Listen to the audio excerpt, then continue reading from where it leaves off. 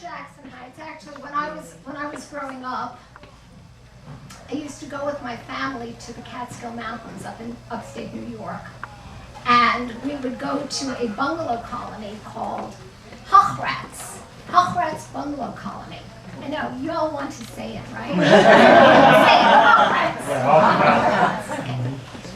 Creepy name, wonderful, magical place.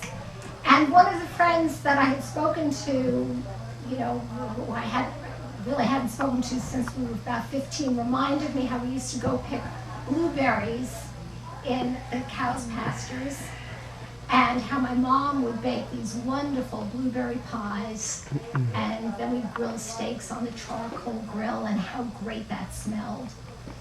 Well, the rest of the year, the smells weren't so great. I lived in New York City, in Jackson Heights.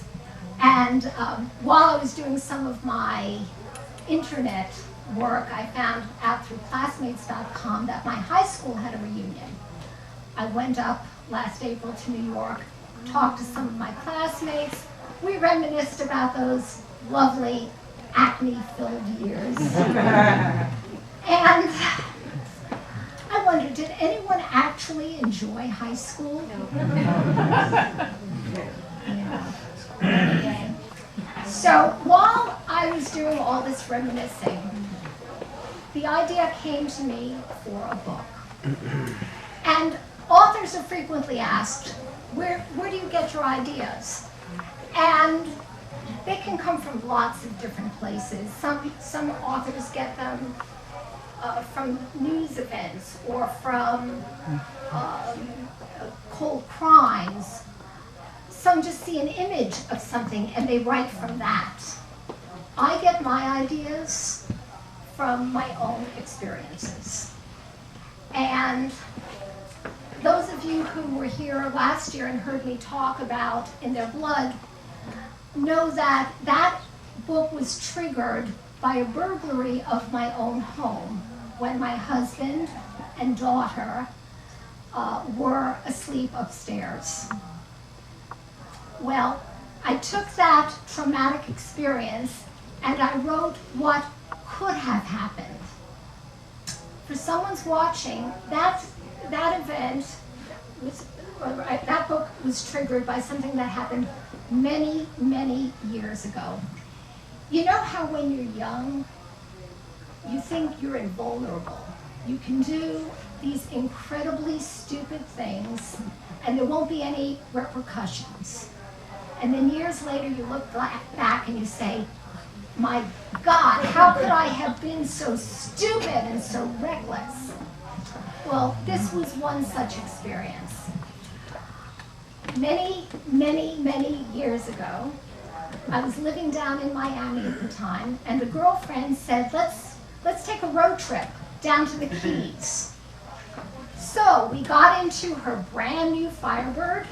We took the T-tops off, and we drove south on the turnpike, past the tract housing, south on US 1, past the billboards, past the Last Chance Saloon.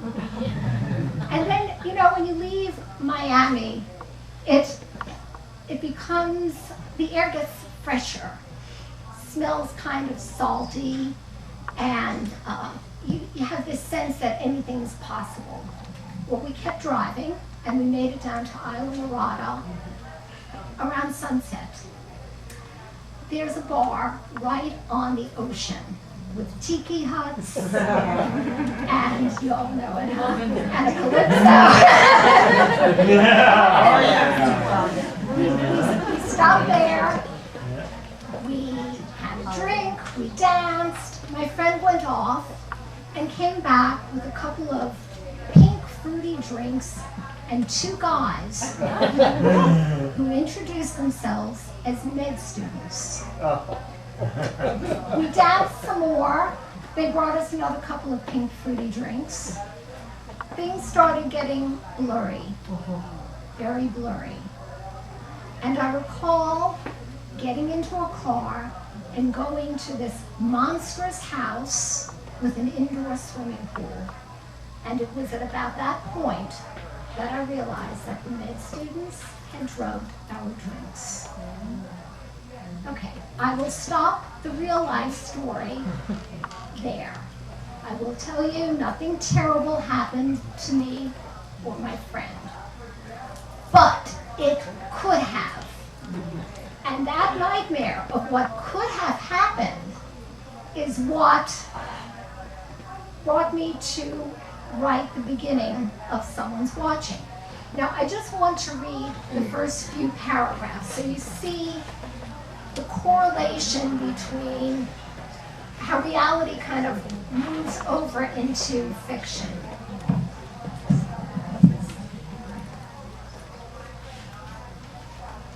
He was staring at her cleavage. Get on the mic.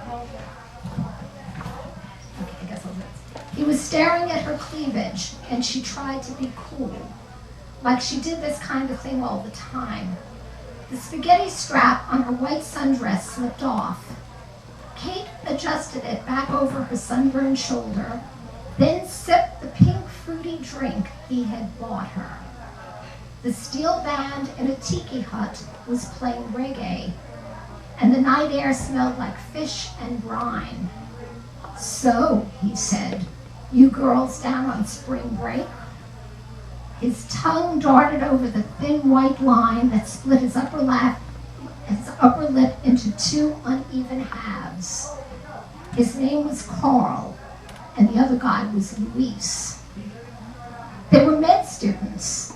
At least that's what Coral said when they sat down at the outdoor bar next to Kate and Joanne. "Yeah," Kate said. "We're staying in South Beach with some friends, but we decided to check out the Keys." Kate gave Joanne a warning look. Her best friend was clutching an oversized handbag against her chest, ignoring the drink in front of her. The last thing Kate wanted was for the two guys to know they were still in high school. So it begins. That is the setup, but it's not the story. Now you know. Not the story. I don't have a plot, a protagonist, or a theme. When I was creating In Their Blood, that was so much easier for me because I knew that world. I knew that family that had somebody breaking into their house. I knew the mom. She was a CPA like I had been. I knew the dad, a brilliant, contentious professor. And the two kids, the son and the daughter, were not that different from my son and daughter trying to come to terms with their own lives.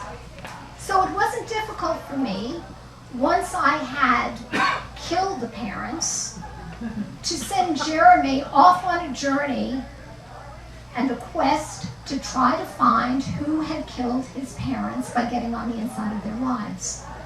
But it was much more difficult for Someone's Watching. I don't know that world. I knew from the setup that the book would have to be about drugs and prostitution and corruption. I knew I would set it in South Beach and the Keys, and I knew part of that physical environment, but I didn't know the dark side of South Beach. So who was I going to use to help me navigate through that?